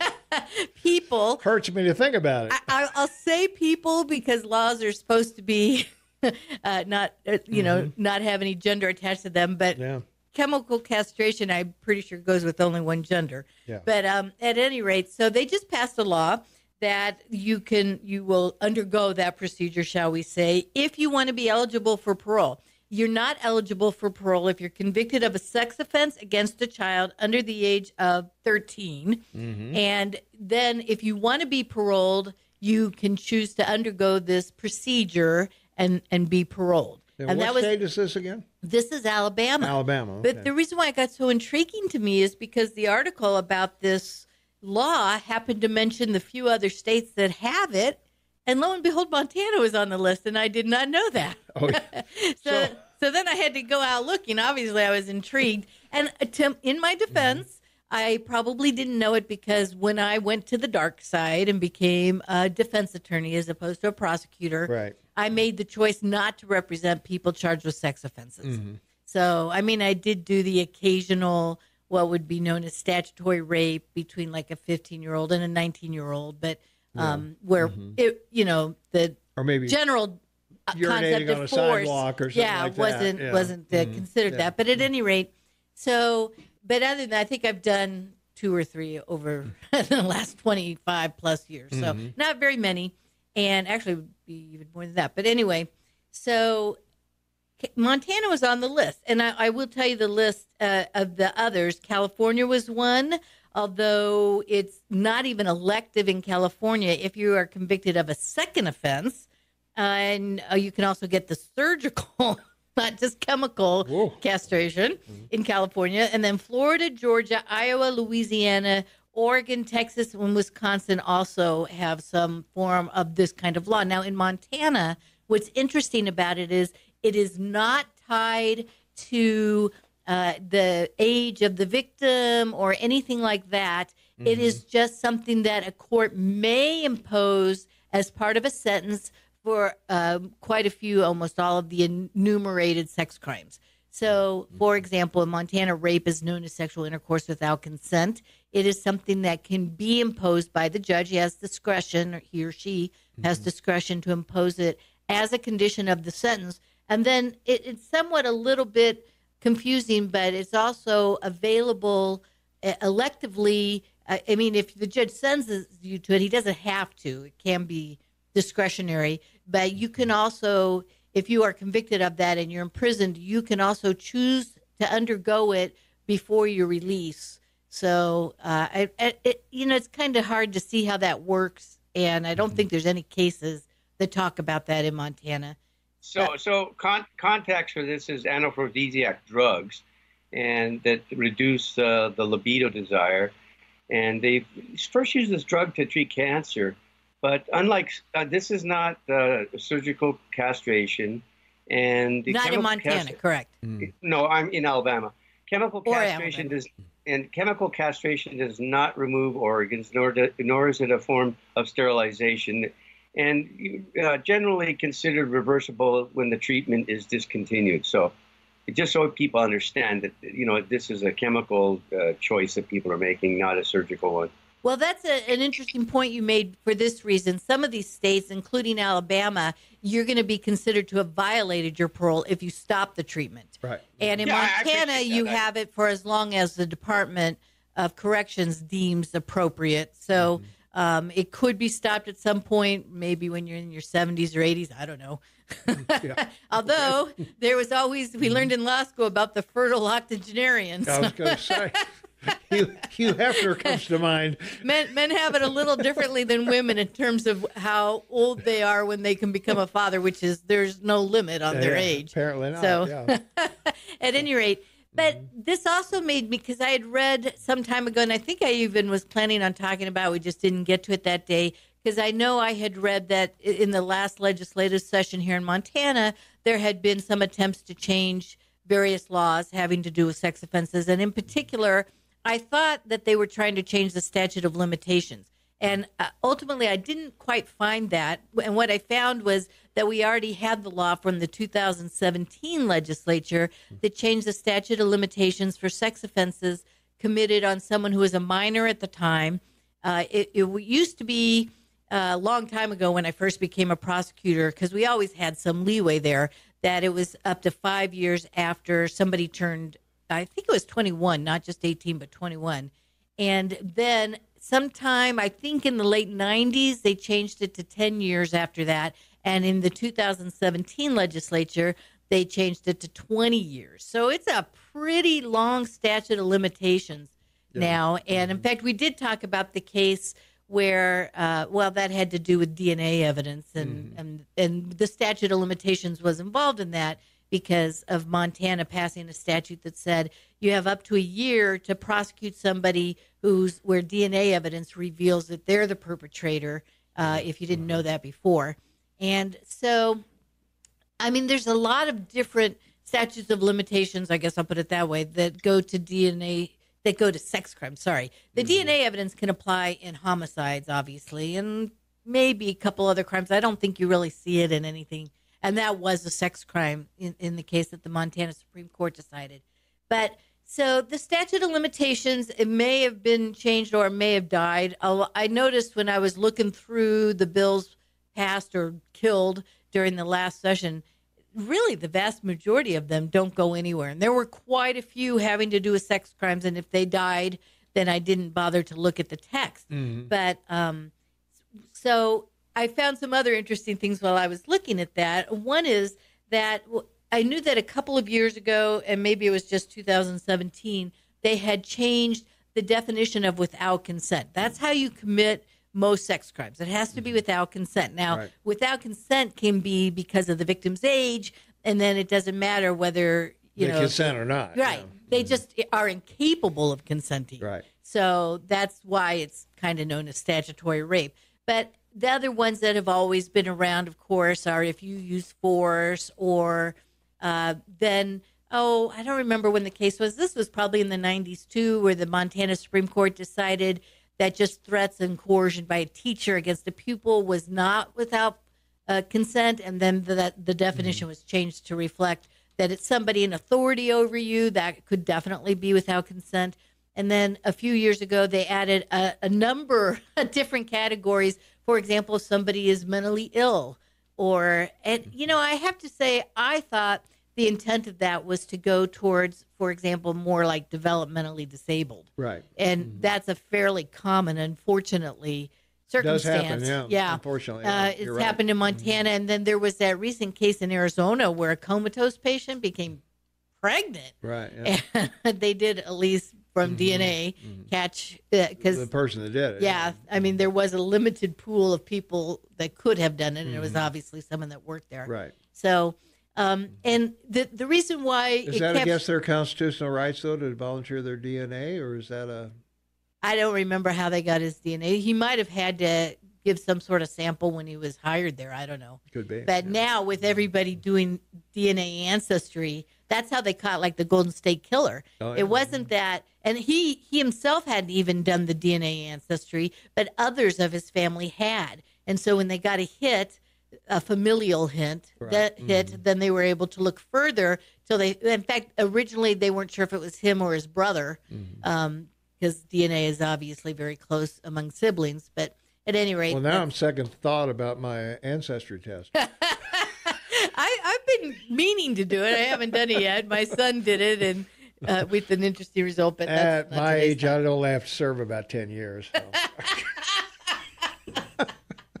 You mean you'll die in prison? Right. I'll be gone before that. Yeah. But anyway, the reason why I was concerned, shall we say, about expanding the definition, and it's mentally disordered or incapacitated. It also included physically helpless. So it sort of always did if you were passed out drunk or under the influence of a date rape drug or things like that. And then, of course, they changed it a decade or so ago about overcome by deception, coercion, or surprise. You're going to tell me we need a break, Yeah, huh? I'm going to hang on to Dang, I can't finish the reason why the mentally incapacitated or disordered that's one. the tease for people to stay tuned. Okay. So when we come back. Interesting possible case is there why. you go. All right, we are going to do a quick break here. It's only 90 seconds, so it'll be short. 21 minutes after the hour of 8 a.m. It's Friday, June 14th, 2019. If it was January 14th, it'd be my birthday. Okay, well, happy birthday. 64 degrees outside. Shane Matabin on the line with us from Vancouver, British Columbia. Half man, half amazing. My co-host and Tommy Galoff, your morning mayor. We got the law babe, Jennifer Bordy in the house, and good morning to you. I got a couple things on the, we were talking about property taxes. I want to make sure the listeners get their 2 cents in on property taxes. Not our topic today, but high property tax also prevent people from doing any real upgrading or maintenance to their property, and I would agree with that. For all those who are renters who vote yes on everything, thinking they have no skin in the game, congratulations, your rent's going to go up about 30%. And what happens when your taxes surpass the mortgage payment? I know people who this has happened to. The longer you stay in the home, the more likely it is to happen. And on our topic today, have there been any sex-related cases where a false allegation or conviction in Montana, and has the false accuser been convicted? So. The false accuser? Well, things like the lacrosse thing and, some of these other cases. But yes, there has been a case, and a man from Billings spent, I believe, almost 30 years in prison for committing an in-home invasion, sexual assault against an 8-year-old, I believe she was at the time. Ow. So eyewitness identification is how he ended up in prison. The Innocent Project helped him out, and he was exonerated. And then a few years later, the DNA connected another man with that offense, and the state did try to prosecute him, and that is the case that went in front of the Montana Supreme Court. Now, the woman now, obviously, that had been a little girl at the time, no, I know she was not prosecuted, and you wouldn't prosecute someone that was 8 years old at the time. Because she was the identifying correct. witness. She was the eyewitness.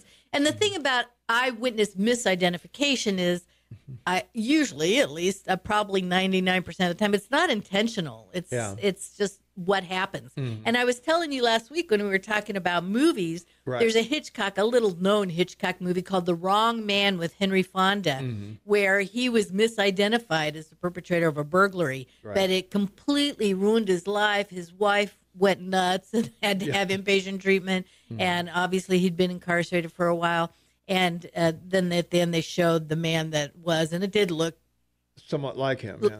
So I mean, it's actually been around for longer than it's been a science, but it is a science now and it's something that is brought up. And actually, I had it in a case here in Gallatin County, eyewitness misidentification.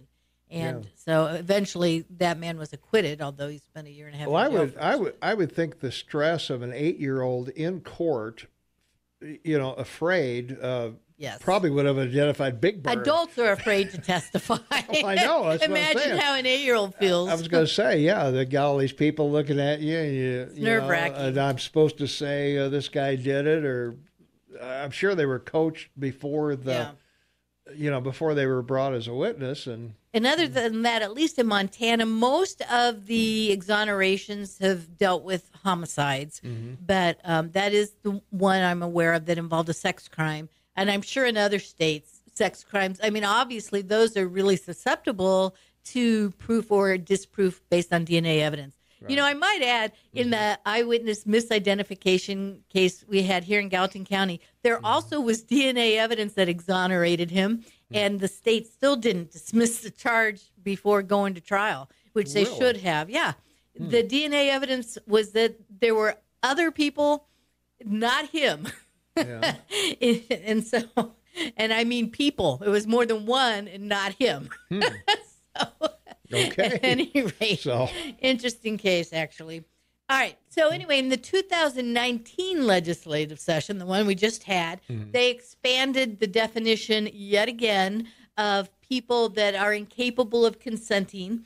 And they also threw in a whole bunch of exclusions from that. And this is what's troubling to me.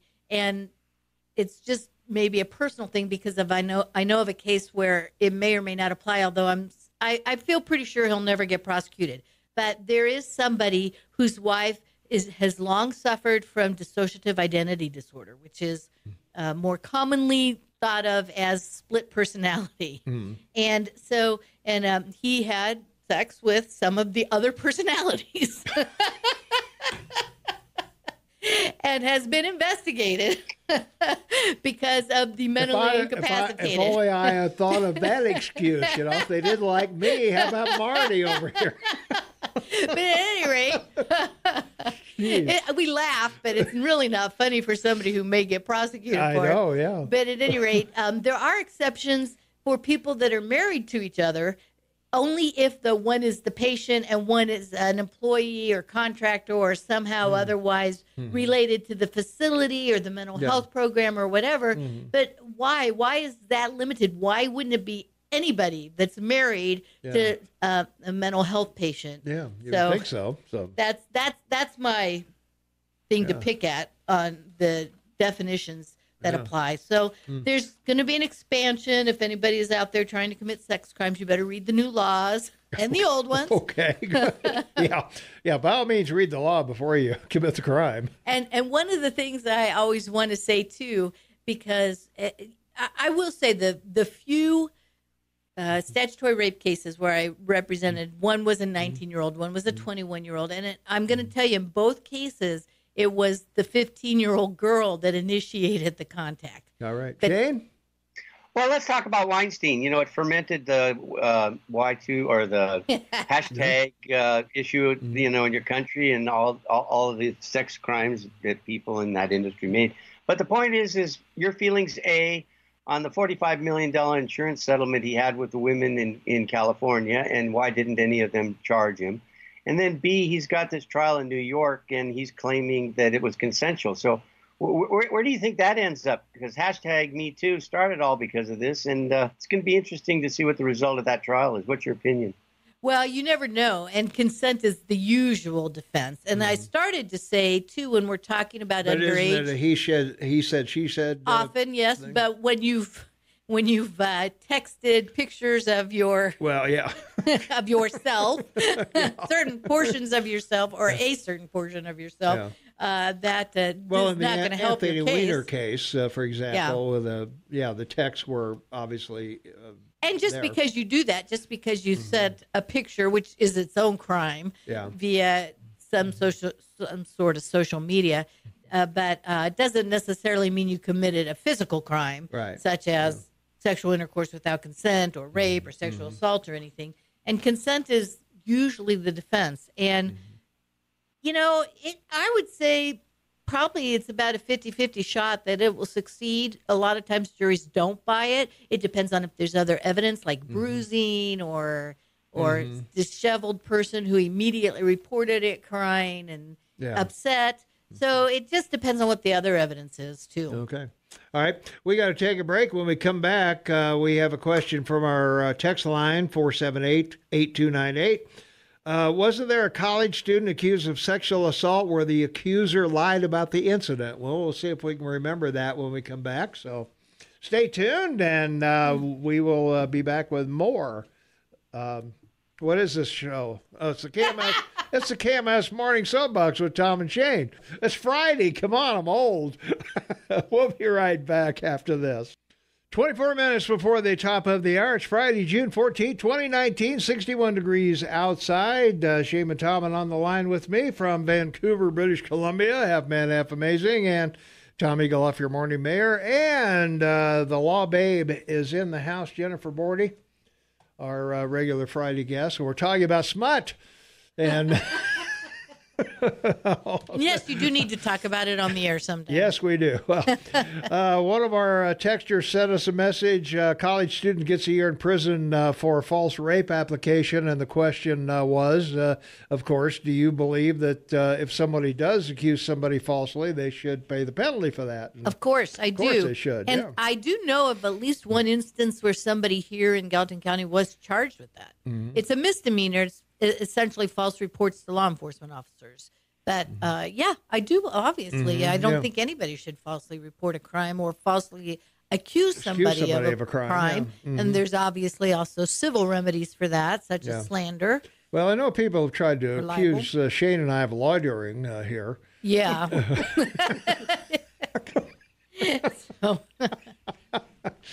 So, resoundingly, of course, anybody that falsely accuses somebody of a crime should be charged and hopefully convicted. So. Yeah, I would think so.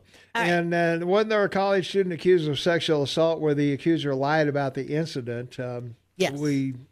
I think you remember a case I do. I mean, I don't remember it vividly, but there was one not all that long ago, maybe in the last 5 years here in Gallatin County.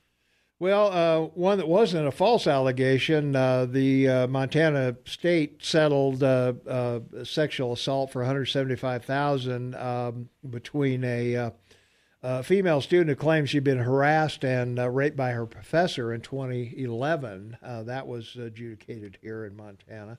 Which likely would not have fallen under an actual crime unless she was harassed and sexually assaulted at the same time. So. Yeah.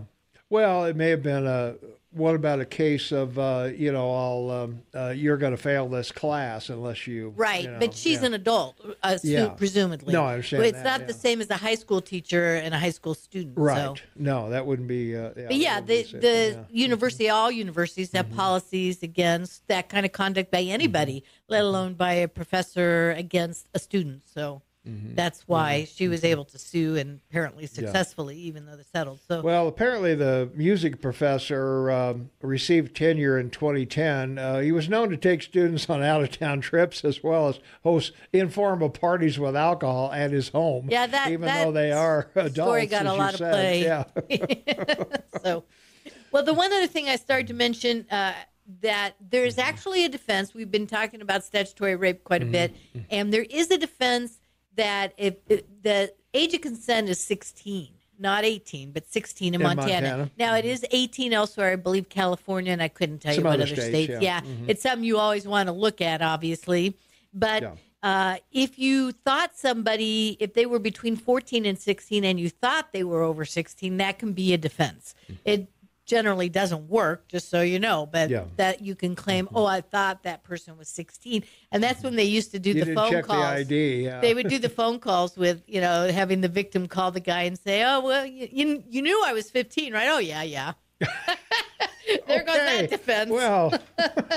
So, all right. Okay. And while there is obviously many other things we could talk about related to sex crimes, although I do want to add one more thing, and then I got a couple other things I want to talk about today.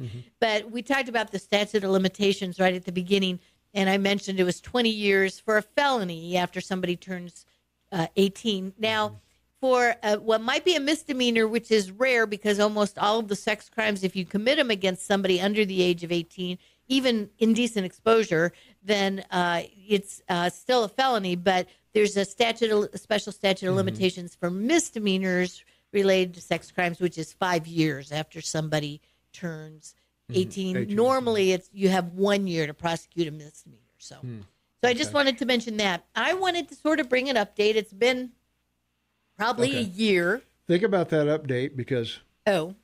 Well, tease the update. What's going to be about? Well, a year ago, we talked about a case here in Montana called Espinoza, maybe, versus the Montana Department of Revenue that was heard by the Montana Supreme Court for Law Day in Missoula last year. And I was one of the lawyers working for a nonprofit that filed an amicus curiae brief in that case. And it's on appeal to the U.S. Supreme Court. And we will talk about that when we come back. All right. Stay tuned for more on that. And Shane, you got something to say before we break? No, after the break. Okay. All right.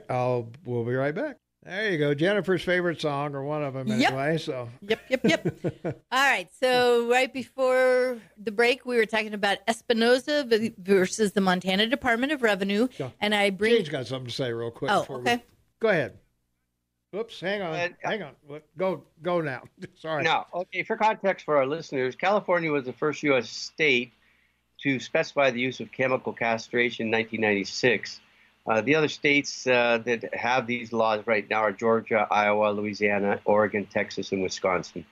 Okay. And now Alabama. And Montana. Yeah. There you go. So, at any rate, back to Espinoza versus the Montana Department of Revenue. That case was about a tax credit that the 2017 legislature passed for people sending their kids to private schools. But then the Department of Revenue passed a rule that said it didn't apply if you sent your child to a private religious school. I guess they're all private, to a religious school. And so that rule was challenged, and successfully, I might add, in the district court, I believe up in Kalispell. And so that was appealed to the Montana Supreme Court. And then the Montana Supreme Court did something really hinky, like, oh my gosh, do they ever? Of course. And they threw out the whole statute. Wow. They found the whole statute unconstitutional. It was a strange decision, and I can't even remember everything they said because it was so weird. And that's now on appeal to the U.S. Supreme Court. I am, unfortunately, even though I am licensed to practice in front of the U.S. Supreme Court, but I'm not part of this appeal, unfortunately. Okay. Well, but the reason why I mention it is because the briefing was just done, and the U.S. Supreme Court is going to consider on June 20th whether or not to hear the appeal, and very many observers think it is likely that they're going to. So, and it's based on a U.S. Supreme Court decision back in not that long ago, maybe 10 years ago, where maybe not even that long ago, where a church in Missouri wanted to take advantage of a state program to have the pea gravel that's so popular on playgrounds now. And Missouri said, no, you can't because you're a church school. And that was appealed to the U.S. Supreme Court. And they said, no, that is discrimination on the basis of religion if you don't let them take advantage of this just for their school. For the tax credit. Yeah. And they specifically said, the U.S. Supreme Court specifically said in this decision, it's limited to gravel, for playgrounds. Right. But nobody, of course, thinks it really is limited to gravel for playgrounds. And so recently the Department of Justice, the U.S. Department of Justice, based on that case, said Maine should pay tuition for religious schools, that you can't discriminate because Maine has a law that if you're in a rural area with no school, no public school, they will pay tuition for you to go to a private school. And so the Department of Justice has weighed in. It's not quite a court case yet, but they've told Maine, no, you have to pay even if it's a religious school. Yeah. So everybody thinks, well, I don't know that everybody, but it's widely believed that the U.S. Supreme Court, when they consider this on June 20th, is probably going to take this case out of Montana and hear it. They might not, but but we'll see. So I wanted to bring that up because, again, there's maybe 20 groups, mostly with religious ties, but not all. Some are, like the ACLU and those types of groups. They're also weighing in on this side, saying, no, you should never allow a tax credit for going to religious school. And it'll be interesting to see what exactly the issue is going to be in light of the fact that the Montana Supreme Court decided it based on stuff that wasn't even raised by the parties below or the court that decided it at the trial level. So I don't know. I haven't read the briefing to see how the issue was framed, but it should be very interesting to see. See how it goes. All right. So I may be able to tell you before the end of June whether or not that is going to be heard next year because they are supposed to be considering it at their conference on June 20th. Yeah. So, well, coming up, we are going to be talking about the Supreme Court cases that they do accept, which are usually in this month. Well, I have to say we've talked about that more this whole past term, with the term starts October 1st, than I ever have before. Yeah. And first of all, there's more publicity, although I'm also bothering to look at their schedules and see what they're thinking about. But because it just brings up a lot more interest, especially with how often President Trump is involved in litigation, to see what are they even considering, and or once they have decided to even hear it, not waiting until it's heard and decided. So there is a lot to discuss, even if they haven't chosen to hear a case yet. Yeah. Are they going to put Barr and McGahn in jail in the bottom of the Senate building or wherever that jail cell is out there? I would love to see us get rid of every single person in office that's elected. It's ridiculous. Well, sounds socialistic to me. Yeah, to get rid of everybody. Yeah. The entire House is up for re-election. That's true. They always are. So there you are. So now's your chance. It's just, aren't you embarrassed by how our Congress is behaving? Oh, all right. Yeah. It's, Anyway. So who do you like in the Democratic field? The debates are coming up. I don't like any of them yet. I said this last time. I don't ever make a decision until we get closer to the primary, and once the primaries actually start, I should say, because it's just not worth it. Well, then, by the time the primaries start, at least you're narrowing the field a lot. Well, the thing is, Montana's primary is so late anyway. Yeah, we're in June of next year. So. I've always liked the way you can choose which ticket to vote anytime, but especially in a primary, obviously. In a primary. I bet half the field withdraws after the first debates. Well, that's another thing. They get pared down a lot. I will say this. When I got my Time magazine this week and saw Bernie Sanders on the front, I just thought, oh, come on. He's too old. He's too old and too wild and out there. And if the Democrats really want to unseat Trump, which isn't likely anyway, they're not going to put Bernie Sanders up. But who can explain their actions? Well, we heard this morning Elizabeth Warren just passed Bernie. She's in second place now behind Biden, and I don't think Biden's going to be there. So Shane, the polls don't mean anything, though. I mean, look at Trump. He had apparently no chance of even winning the primaries. Yeah, I know. And got more votes than anybody else ever. So, well, that's what we don't know, but Trump was an anomaly. We're talking about traditional politicians here that have been around forever, and I agree with Shane. Well, and I think that's exactly why he got elected. People are tired of politics as usual, and he is not politics as usual. Well, I think that's true, and I kind of agree with Shane. I think after the first debate, I think you're going to see some of these folks go because they're just not going to poll. They're not going to. The money support's not going to be there for them, and I agree with Shane. I think probably at least 5 or 6 will probably say, "Hey, this isn't going the way I thought it was going to go." And so, anyway, Yeah, I can't imagine a field of 20 persisting all the way up until even Iowa, which will be the first of the primaries, or it's a caucus, I guess. But all right, we got to take a break for the Rush update, and we will be right back right after these important words, so stay tuned. As we wind down this hour, lovely and talented Jennifer Bordy, Law Babe in the house, Shaman Tobin on the line with me from Vancouver, and Tom Eagleoff, your morning mayor, in the house, and we got about 3.5, 4 minutes left here. So one of the questions I asked you, what do you think the Supreme Court's going to do on the citizenship question on the census? Well, and you also asked me whether I thought Barr and Ross, the Commerce Secretary, were going to go to jail. And my answer is no, I don't think they're going to. And that's the exact point, is that that issue on the citizenship question on the census, wow, say that 10 times. Yeah.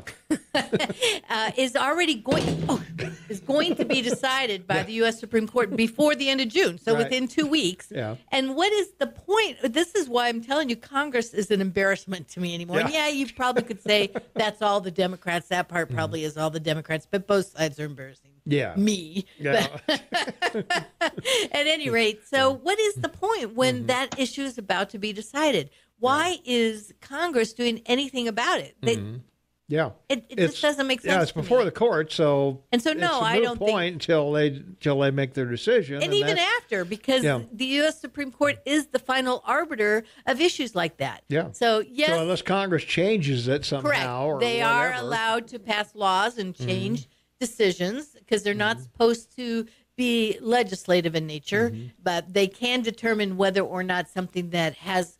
Well, that's not a law that's been passed, or some action by a governmental agency, which is what we're talking about with the census, whether or not that's constitutional. But when you got 100,000 people coming across the border, 144 arrested, you wonder how many got in, Oh, yeah. And, if you're going to count for representation of America, I don't think illegal should be in that count. And, well, you certainly would want to know how many citizens are living in the U.S. I guess you want, of course you want to know how many illegal people are here too. Well, but let's say I don't think that's a good rationale, which is what they put forth in front of the U.S. Supreme Court, saying, well, if you allow the citizenship question, then it will encourage or discourage people from actually answering the census. Well, I could answer no, I'm on a student visa. No, I'm on a work permit. No, I'm on a work visa. Yeah. There's all kinds of, I'm a diplomat. There's all kinds of answers. But isn't that what you really want to know in the census is how many citizens we have here? And maybe also how many people that are here legally under some sort of visa. Yeah. But I don't know. We'll see. I think the U.S. Supreme Court is going to say it's okay to have that question about citizenship. That's my prediction. If they say it's okay, do you think the people suing Secretary of Commerce Ross will drop their cases against him? Suing him? That's what has made it to the U.S. Supreme Court. So it will resolve the cases. If the Supreme Court it will resolve them. If the Supreme Court says it's right to have that question on the census, will the people suing Secretary of Commerce Ross for putting that on the census? Will they stop? Will they withdraw their lawsuits? Do you think they will? It will resolve the lawsuit. It will be over. So it's not that they'll withdraw them. It will be the decision that makes them be over. Yeah. They're gonna have to charge him with something else. Yeah, right. Say goodbye, Shane. Goodbye, Mayor. Goodbye, Jennifer. Everybody be happy, be safe. Have a great weekend. All right, thanks, Shane. Thanks, Jennifer, for being here. We always have a fun time when you're here. So even when we're talking smut. Yeah, population determines representatives, and nothing could be further from the truth. So let's get an accurate account of the citizens and move on from there. All right, we will see everybody bright and early Monday morning, 6 a.m. So stay tuned.